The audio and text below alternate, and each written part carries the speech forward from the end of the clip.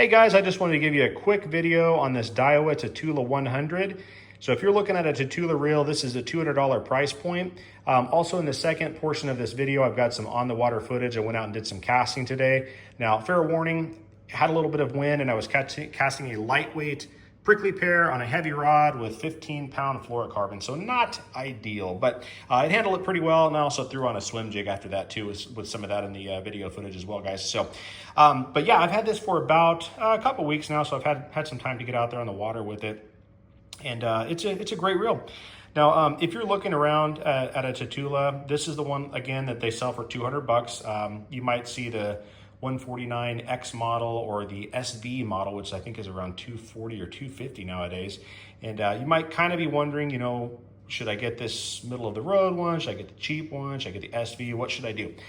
So first things first, guys, if you're looking at, say, like that cheaper model, the X, this thing is, I mean, for an extra 50 bucks, you get the extra 2 bearings on it. It's all black. It's a little bit smaller in hand. It does feel a little bit smoother, a little bit more premium, but not a whole lot.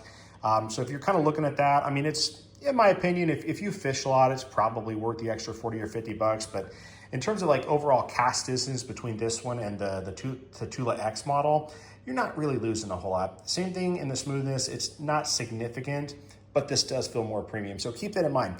The bigger question, guys, would be, if you're gonna spend 200 bucks on this, should you spend another 40 or 50 and get a Tatula SV? I think that is the bigger question here, guys, if you're looking at what Tatula model you should buy.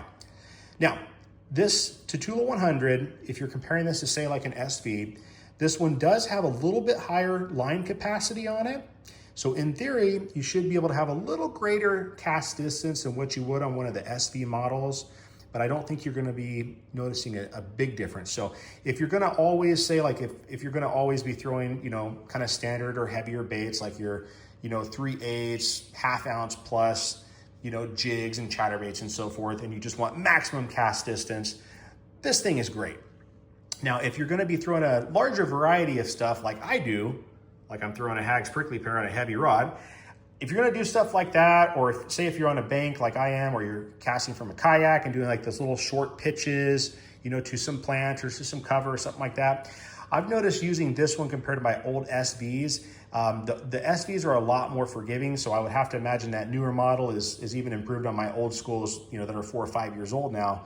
I'm sure they're even a lot better. So if you want the maximum cast distance, the maximum line capacity for a 100 size Tatula, this is kind of where you're maybe going to consider. But if you're going to throw a bunch of different lures, including lighter weights, want a little bit better performance in wind, that's kind of where I would have a hard time. If I were going out to buy one of these at full retail value, I would have a hard time buying this one over just paying another 40 bucks, 50 bucks and getting the SV. Because I do think you get a lot more capability with high winds, short distance casts, lightweight lures, non-optimal conditions. I think the SV is a little friendlier. So just keep that in mind as you're looking. But overall though, it's a fantastic reel.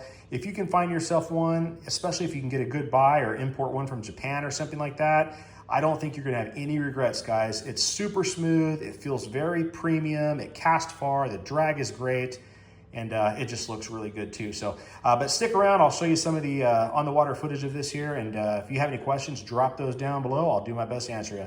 God bless you guys, we'll see you later. Okay, so I've got the brakes. It goes from 0 to 20. I've got it set on 14. I've got a very slight breeze. You can see this water's moving. Real slight breeze. This is, like I said, a light lure, so cast it out there, number 14, no problems whatsoever. See if we can crank that down a little bit with this prickly pear, and I am now on setting 12, it looks like. Okay, yeah, like I said, you can kind of see the breeze coming. Okay, got a little slight overrun on that setting 12 with that prickly pear. Now I've casted this on my other Daiwa with the braid, and it does handle it a little easier with that braid versus this fluorocarbon, so just kind of keep that in mind. But with something that light, I think I'm going to probably keep those brakes kind of cranked up in that 14 range or so, since I've got some wind out here today.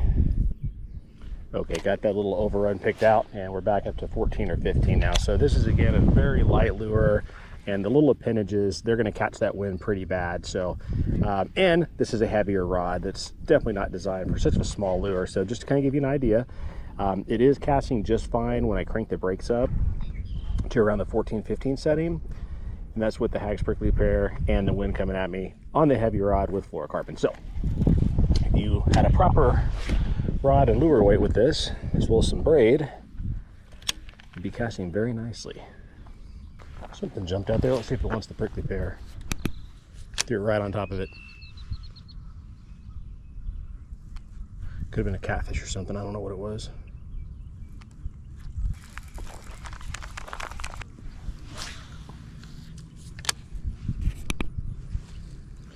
Yeah, so I've currently got it on setting 17 right now. Casting it into this light wind with the Hag's prickly pear lure. Not having any issues. I am using my thumb to stop it at the end, of course, which I would highly recommend on any of these bait casters that have kind of a more free, loose spool. Definitely want to stop that so you don't get a bunch of overrun at the end. Yeah, no problems with that, and the cast distance is fine. I've got another reel I had rigged up with some braided fluorocarbon, and it was casting a little bit farther maybe with the brake setting lower on the prickly pear. But honestly, I don't feel like even with the brakes up I'm losing much distance on this thing with this lightweight lure. This type of lure is not one I'm trying to cover a ton of water with. I'm more throwing it into areas kind of like I would a wacky rig. So just kind of keep that in mind.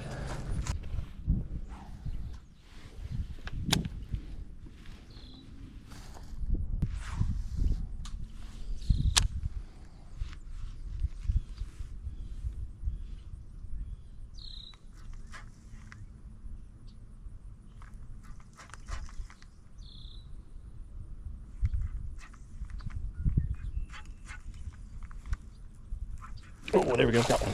All right, quick one up on the prickly pear. He didn't hit that super hard, but it's something. Let's see how we got him hooked here. Okay, yeah, oh boy. Hang on a minute, fish. All right, slimy little fish.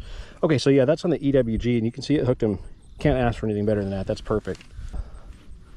Little dude. Swim jig on there with the trailer, and I've came down here to a different part of the lake. I've now got this set on number 10, it looks like. So just to kind of show you how far this thing, I mean, you can see it completely flings them out there, guys. I've got a little, maybe a slight wind at my back, but not much. And that's, I've been using this reel for, I don't know, a week or two now, and that's been my experience with it. Tremendously far casting. The reel is extremely smooth, so everything good there. The drag feels exceptional, so it's a very nice reel. What I will tell you is a couple things you may want to look out for. I've only used it with 15-pound fluorocarbon so far, and it's working pretty good. I'm more of a braid guy myself, to be honest, but it's working pretty good.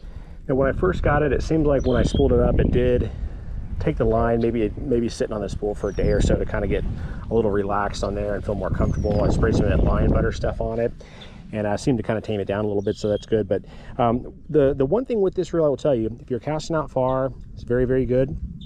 You do have to be a slight bit careful if you're doing something like a really short little pitch like that. That's where you can tend to see some overrun on this. Now, in comparisons with the Daiwa Tatula SVs, you can get away with a lot more with those. On those super short casts, it's because of the spool. It doesn't take as much to get that spool running on those SVs, and you can get away with some shorter little casts without, without that spool having to really engage the brakes a whole lot, if that makes sense. So kind of watch those, the real short little casts like that. You're going to want to apply a little bit of thumb on it, which is not a bad practice anyways. Outside of that though, when you're just talking about, good, long, straight distance, full cast, this thing is exceptional. So I've had no issues with it. It casts far, super smooth. And let's see how much I can drop this thing down before I get some issues. I'm going to go down to setting 8.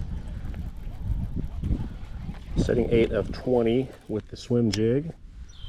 Fling it on out there. You can hear that a little bit. It slightly tried to kind of whisk up a little bit, but again, it's also catching in some wind. I've got some wind behind me now that's pulling that lure even further. So I would probably operate this on setting 10 today with this sweet 3/8 ounce swim jig. No problems at all. But you can see how far this thing casts. I went ahead and bumped it up to 10 again. Let's try that one more time. Yeah, setting 10. Oh, get the weeds off. There we go. Okay. Yeah, just perfect. And I just stop it at the end of the cast with my thumb, or you will get some overrun it, you know, if you don't do that, because it's got this kind of a free spool on it. It's not super tight on these things.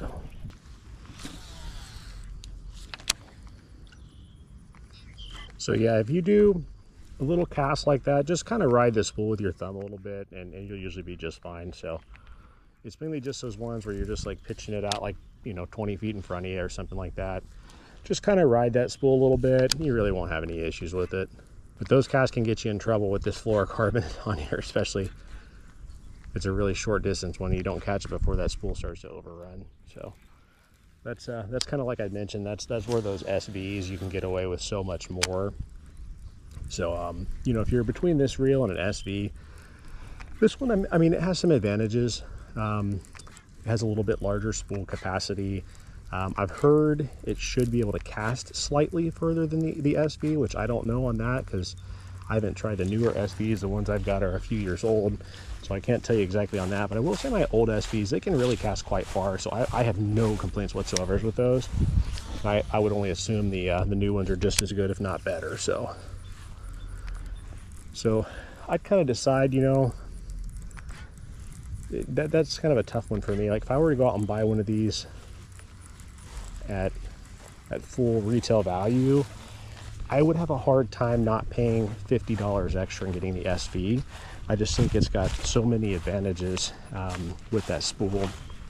But this is a fantastic reel. So it's kind of a, you know, if you might not want the SV for some reason or another, or if you want a little bit extra line capacity, you know, maybe look at this one. But if not, that's kind of where my challenge is here, is if I wouldn't just fork over another 50 bucks and get an SV.